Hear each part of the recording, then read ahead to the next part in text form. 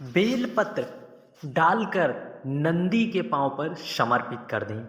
मनोकामना होगी पूर्ण, अटका धन मिलेगा वापस। शिवाय नमस्तुभ्यम, हर हर महादेव, जय महाकाल। कैसे हैं आप सब?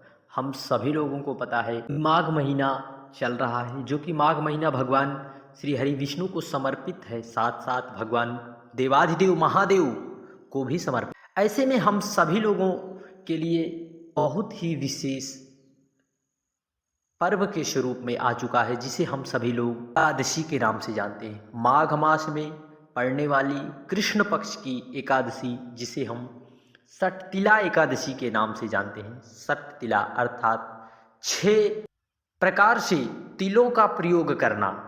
इस एकादशी में हम सभी लोग यह जानेंगे कि हमें एकादशी में कितने प्रकार से कितने प्रकार से तिल का प्रयोग करना है। साथ ही साथ पूज्य गुरु जी के मुखारबिंद से बताए गए उन उपायों को भी करना है। जिस उपायों को पूज्य गुरु जी ने बताया है कि कौन से उपाय, अर्थात सबसे महत्वपूर्ण बातें पूज्य गुरु जी ने यह बताई है कि एकादशी के दिन हमें किन नियमों का विशेष करके पालन करने से भगवान श्री हरि नारायण विष्णु हम पर प्रसन्न रहते हैं, और कौन से कार्यों को कर लेने से भगवान की कृपा हम पर नहीं होती, और कौन से कार्य हमें करने चाहिए, और किस नियम को हमें अपनाना चाहिए, या नियम अपना लेने से हमारे द्वारा किए गए व्रत दान उसका पुण्य 2 गुना हमें प्राप्त होता है। तो आइए जानते हैं। सबसे पहले हमें इस दिन सटतिला एकादशी के दिन सबसे पहले सर्वप्रथम हमें क्या करना चाहिए। सर्वप्रथम सटतिला एकादशी के दिन हमें स्नान करना चाहिए। स्नान, आप नित्य क्रिया से निवृत्त हो, आप स्नान करें। इसमें आपको विशेष रूप से कौन सी चीज़ डालकर स्नान करना है? आपको इसमें काला तिल डालकर स्नान करना है। कौन सा? काला तिल।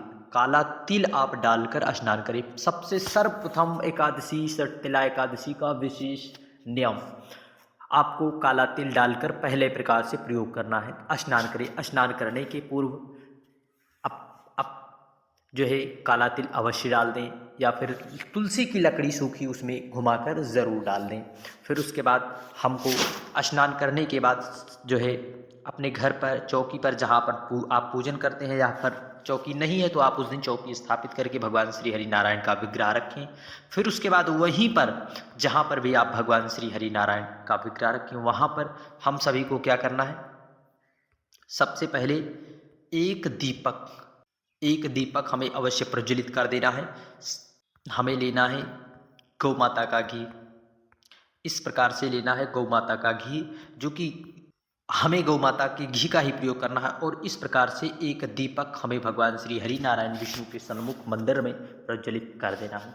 फिर उसके बाद आप एकादशी का यदि व्रत कर रहे हैं तो अति उत्तम है, यदि नहीं कर रहे हैं तो आप उपाय तो अवश्य कर लें। फिर उसके बाद पूज्य गुरु जी ने किन नियमों का पालन करने के लिए बताया है, आइए हम सभी लोग जानते हैं। सर्वप्रथम हमें इस दिन जितना हो सके भगवान श्री हरि नारायण, भगवान शिव, भगवान श्री कृष्ण के नामों का यशगान करते रहना चाहिए, और रात्रि में कीर्तन अवश्य करें। फिर उसके बाद हमें इस दिन भूलकर भी किसी भी वृक्ष की पत्ती हमारे द्वारा न टूटे, पहला नियम। दूसरा नियम, हमें उन लोगों से बिल्कुल ही दूरी बनाकर रखना है। इस प्रकार के लोगों से, किस प्रकार? जो लोग आवे और किसी दूसरे की बुराई आपसे करें, किसी दूसरे की निंदा करें, या फिर किसी की चुगली करें, इन लोगों से आप उस दिन तो दूर रहें, क्योंकि आपको भगवान श्री कृष्ण की कृपा प्राप्त करना है। इसलिए उनसे आप दूरी अवश्य बनाकर रखें। और इस दिन आपको अपने हाथों से झाड़ू नहीं लगाना है। झाड़ू, क्योंकि हमारे द्वारा किसी भी जीव की हत्या हो जो है, या हमारी द्वारा पाप हो, ऐसा कदापि नहीं करना है। अब बहुत से लोग कहेंगे कि हम फिर झाड़ू कैसे लगाएं, हम क्या करें, हम अपने घर में गंदगी फैलाएं। नहीं, आपको किसी दूसरे से जो है झाड़ू आप लगवा सकते हैं। फिर उसके बाद आइए जानते हैं क्या है वो खास उपाय। नंदी के पाँव में बेलपत्र डालकर कब समर्पित करना है, कैसे समर्पित करना है। सबसे पहले हमें इन नियमों का आप विशेष करके ज़रूर ध्यान दें। इस प्रकार से लेना है हमें एक पात्र, इस प्रकार से हमें लेना है एक पात्र तांबे का। उस पात्र में हमें इस प्रकार से तांबे का पात्र ले लेना है। इसमें हमें डालना है क्या, बेलपत्र। कितनी बेलपत्र हमें डालना है, हमें इसमें 7 बेलपत्र डालना है, जो कहीं से कटी फटी बिल्कुल भी ना हो। 7 बेलपत्री इसमें डाल लेना है। अब बहुत से लोग यह भी कहेंगे कि हम बेलपत्री, आप एक तरफ कह रहे हो, पूज्य गुरु जी ने यह भी बताया है कि किसी भी वृक्ष की पत्ती नहीं तोड़ना है, तो हम बेलपत्र कहाँ प्राप्त करें। आप एक दिन पहले ही बेलपत्र अवश्य तोड़ लें, या फिर आपके पास कोई ऑप्शन नहीं है तो आपको एक पात्र में जल, गंगा का जल लेकर जाना है। कहाँ से, गंगा का जल। आप भगवान कुबेर भंडारी के मंदिर जाएं, वहाँ पर आपको बेलपत्र अवश्य प्राप्त हो जाएगी, निश्चित है। बाबा कुबेर भंडारी के मंदिर में, वहाँ से बेलपत्र आप डाल लें, 7 बेलपत्री डालें। फिर उसके बाद आपको श्री शिवाय नमस्तुभ्यम ओम नमः शिवाय कहते हुए इस जल को आप जब जाएंगे तो भगवान कुबेर भंडारी के मंदिर में आप जब प्रवेश पाएंगे तो वहाँ पर आपको भगवान श्री नंदी दिखाई देंगे। नंदी जो भगवान कुबेर भंडारी के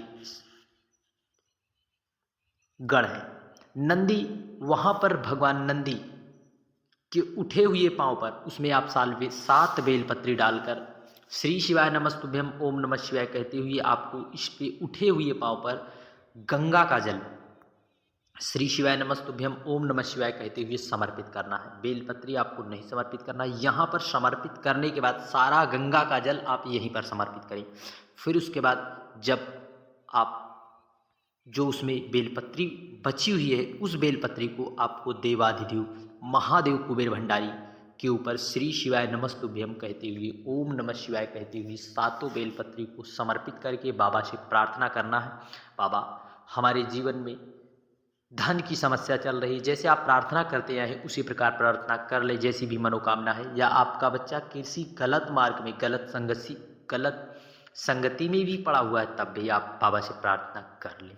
निश्चित है, एक बार कर देखिए, देवादिदेव महादेव कुबेर भंडारी की कृपा जरूर बरसेगी। श्री शिवाय नमस्तुभ्यम, हर हर महादेव, जय महाकाल। बढ़ते हैं अगले उपाय की ओर।